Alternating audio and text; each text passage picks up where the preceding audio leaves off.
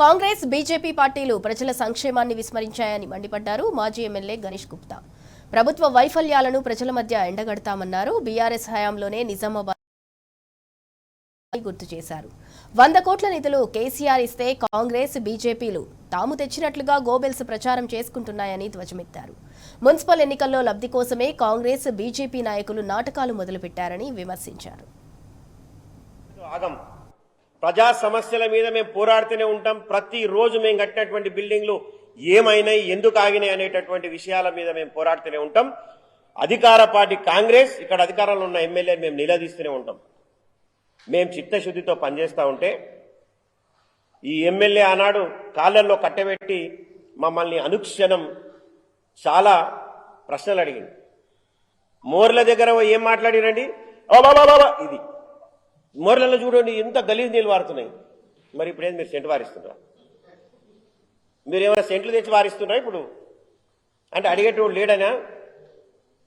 Under ground drainage మేము ఎస్టీపీలు కట్టి మొత్తం హౌస్ సర్వీస్ కనెక్షన్ దాకా తీసుకొచ్చినటువంటి ఘనత మాదే. షబ్బీర్ కాదు మీ జీవన్ రెడ్డి గారు ఒక డైలాగ్ కొడతాడు, మందికి పుట్టినోడు మనోడు అని చెప్పుకోవడం ఎంత సిగ్గుచేటు అంటాడు. మీరు చెప్పుకోండి, 10 కోట్ల జోలికి నేను రాను, మీరే తెచ్చినా నేనే చెప్తున్నా. 10 కోట్ల ఎస్డిఎఫ్ తెచ్చింది మీరే, నేను దానికి నేను క్లెయిమ్ చేసుకోవడం లేదు. 100 కోట్లని మీరు క్లెయిమ్ చేసే హక్కు మీకు లేదు. ఫౌండేషన్ స్టోన్ల ఫోటోలు కూడా నేను మీకు పంపిస్తా. 60 కోట్ల శాంక్షన్ మీకు హక్కు లేదు. టీఎఫ్ఐ తెచ్చిన జీవో నేను మీకు చూపిస్తా. ఇంకా మనం సిగ్గుపడాలి. 2 సంవత్సరాలుగా నేను తీసుకొచ్చినటువంటి ఆ జీవోని 2 సంవత్సరాల కాలయాపన చేసి మున్సిపల్ ఎన్నికల్లో భాగంగా ఈ రోజు ఫౌండేషన్ స్టోన్ వేస్తున్నారు. మరి నిజామాబాద్ నగరంలో కిలోమీటర్ల లైట్లు లేవు, స్ట్రీట్ లైట్స్. మరి ఈరోజు ఎందుకు వెలగబట్టే? ఎలక్షన్ వచ్చిందా? మరి చెట్లున్నాయి, మొత్తం గ్రౌండ్ కవర్స్ అన్ని కూడా చెట్లు ఎండిపోయినాయి. ఈరోజు నీళ్లు పోసే నాదుడు లేడు.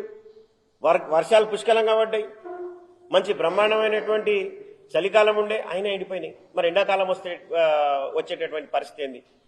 లా అండ్ ఆర్డర్ లేదు, అభివృద్ధి లేదు, ప్రజల సంక్షేమం లేదు. కేవలం మాట్లాడినోడి మీద దండయాత్ర. నేను మాట్లాడిన తర్వాత 2వ రోజు బీజేపీ నాయకుల మీద పెట్టి నా పర్సనల్ మీద దాడి తీసారు. పర్సనల్ విషయాల్లో పోవాలంటే చాలా ఉంటాయి, మేము కూడా చాలా మాట్లాడవచ్చు. కానీ సంస్కారం కాదు. మన ప్రజలు దానికోసం గెలిపియలే.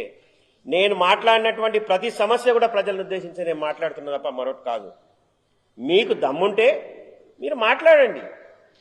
నేను ఒక స్టేజ్ మీద నేను ఎమ్మెల్యే గారు ఉన్నప్పుడు నేను చెప్పిన, ఎమ్మెల్యే గారు నేను చెప్తున్నా, నేను 1000 కోట్లు తీసుకొచ్చిందంటే మీరు 2000 కోట్లు తేండి, మేము సంతోషపడతాం, మేము కుళ్ళుకోమని చెప్పిన. ఈ రోజు కూడా నేను చెప్తున్నా, మీరు ముఖ్యమంత్రి గారి దగ్గర కొన్ని మీ పరమతిని ఉపయోగించండి, తీసుకురండి, నిజామాబాద్ని నంబర్ 1 చేయండి, మేము సంతోషిస్తాం. మేము ఇదే ప్రెస్ మీట్ పెట్టి మిమ్మల్ని అప్రిషియేట్ చేస్తాం. కానీ ఆ పని చేయట్లే. దయచేసి నిజామాబాద్ ప్రజలు మీరు ఆలోచించండి. ఈ కుల మతాల మధ్యలో చిచ్చు పెట్టడం అనేది మంచి సంస్కృతి కాదు. గోడల మీద రాతలు రాస్తున్నారు, వాటి వివరాలకు పోవడం లేదు. గోడల మీద ఎంత రాతలు రాస్తున్నారు, అది మంచి సంస్కృతి అని నేను ప్రశ్నిస్తున్నా. ఇది ప్రజలను రెచ్చగొట్టేటటువంటి విషయం కాదా అని నేను ప్రశ్నిస్తున్నా. మేము ఇంతటితో ఆగం. డెఫినెట్ గా ప్రతిరోజు ఒక కార్యక్రమం తీసుకొని మేము పోతాం. అభివృద్ధి లేదు, ప్రజల క్షేమం లేదు. మేము ఎక్కడ వేసిన గొంగడి అక్కడే ఉంది. మేము కేవలం ప్రజల మధ్యలో చిచ్చు పెట్టే గెలుస్తామనేటటువంటి సంస్కృతి మానాలి అని చెప్పేసి నేను డిమాండ్ చేస్తా ఉన్నా.